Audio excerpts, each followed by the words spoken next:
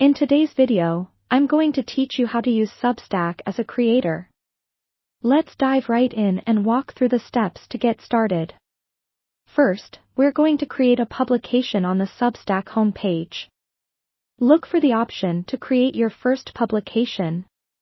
This is the beginning of a journey where you'll gather your audience and share your content. Once you've set up this initial step, navigate to the upper right corner of your account dashboard. Here, you'll want to click on your account icon and select Settings from the drop-down menu. This is where you can customize your Substack account to fit your style and preferences.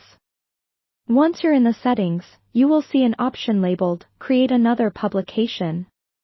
This allows you to manage multiple streams of content under one roof if needed, so go ahead and click on that.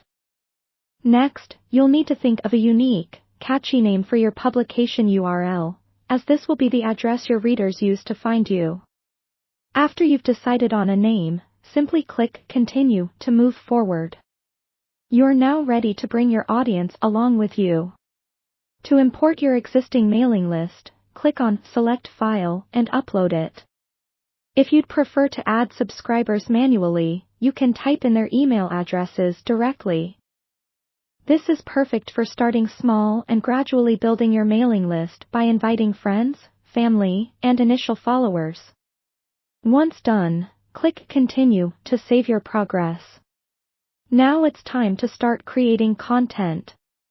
Head back to your dashboard and select New Post. Choose Text Post, as this option will allow you to write regular articles or updates.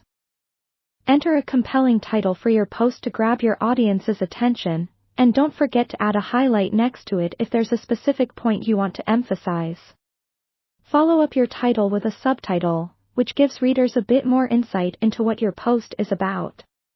Now, you can go ahead and pour your heart into the body or content of your post. When you're satisfied with your draft, click Continue at the top right corner. As you wrap up your post, decide on your audience. You can send your work to everyone or only to your paid subscribers. For an interactive element, decide whether you're open to comments or prefer a no-comment policy. You can also add tags to make your post easily discoverable.